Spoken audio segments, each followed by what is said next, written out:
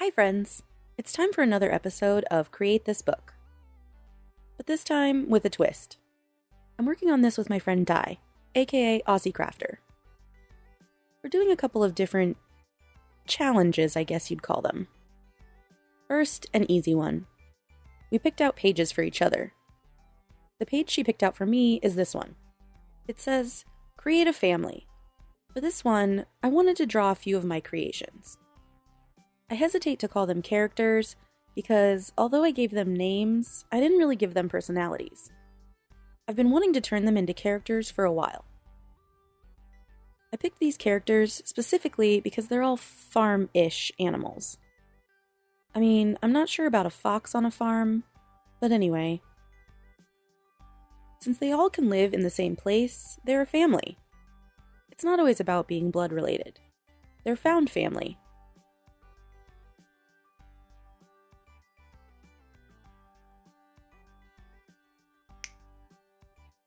First, we have Filbert the llama. Filbert is a ceramic bank that I got at the Dollar Tree. I use Dollar Tree paints and brushes, so his paint job isn't great. But he's one of my first creations on this channel, so he's extra special. Filbert looks a little shocked in the eyes, like someone just goosed him. So I think he's a sort of easily startled kind of guy. You know those people that get uncomfortable in any sort of group setting? Like they're afraid that at any moment chaos is going to break out? That's Filbert.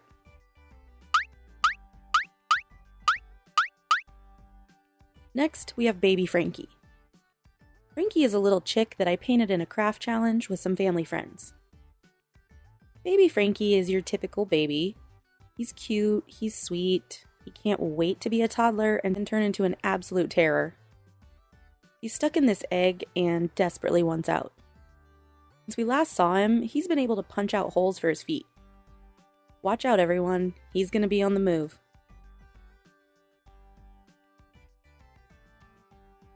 Then we have Princess Pork. Princess Pork was one of my first and very misguided attempts at air dry clay. She doesn't have a defined body really, so I just stuck her in the mud. Princess Pork is kind of over it. She knows what she looks like. She knows what you think she looks like, and she doesn't care. Over here on the other page, we have Barry the strawberry milk cow. Barry was an ugly thrift store makeover. And while she's really cute, she's not the brightest bulb. I mean, she has yet to take that strawberry off of her head. She just keeps staring up at it like she doesn't understand how it got there. But ooh boy, she looks so cute just sitting there.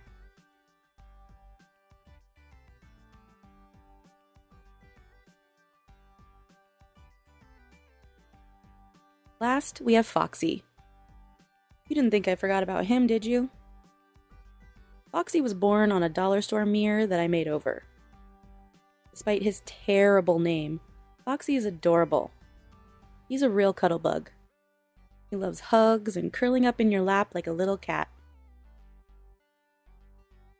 After they were all done, I did have to go back and darken some of the lines that got colored over.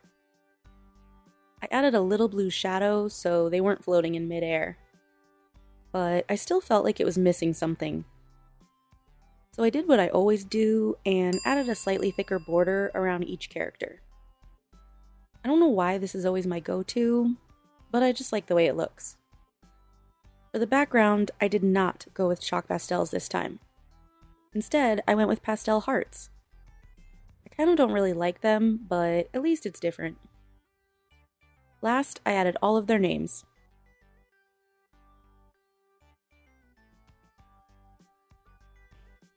Rather than risk all of this liner smearing, I sealed these pages in with packing tape. And this page is done. This took me longer than any other page I've ever done because I agonized over every little detail. I wanted them to look pretty accurate to the originals, but I also wanted to improve on some of the not super detailed areas. Overall, I'm really happy with this page.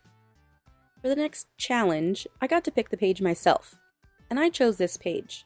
It says, Create an advertisement, draw an ad for a product. Di chose my theme, medium, and color palette. For the theme, she chose sweets. It's too easy. I actually think I went a little harder on her. Sorry, Di. For the medium, Di chose paint markers, so I'm going to use a separate sheet of paper for this. Specifically, this mixed media paper. I have no idea if this is the right kind of paper for this, but it seemed thick and not likely to warp, and I already had it on hand, so this is what I went with. I whipped up a quick sketch, and I bet you can already tell what this product is.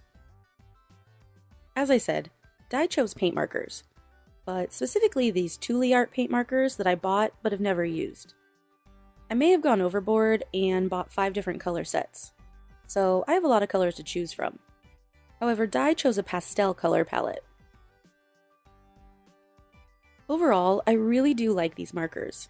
The color range is awesome and the coverage is actually really good. My only sort of complaint is that they don't have any color names, just numbers. So I had to write down the numbers I was using, and I did get 12 and 21 confused a couple of times.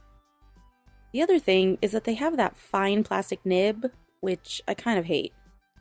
Not only did it take forever to cover large areas, but if you put too much pressure on the nib, the paint stops flowing.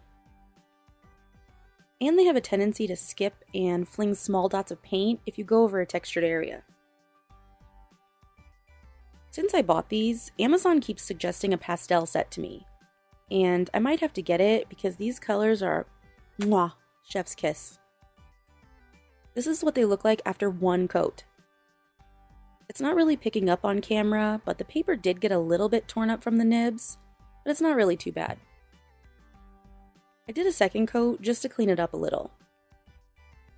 Now this product is very imaginatively called the sprinkler, because it sprinklifies items.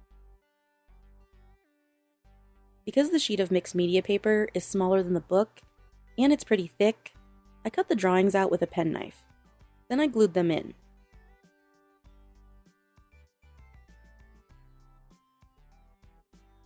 The paper was curling a little bit, so I put some heavy stuff on top to let it dry for a little while.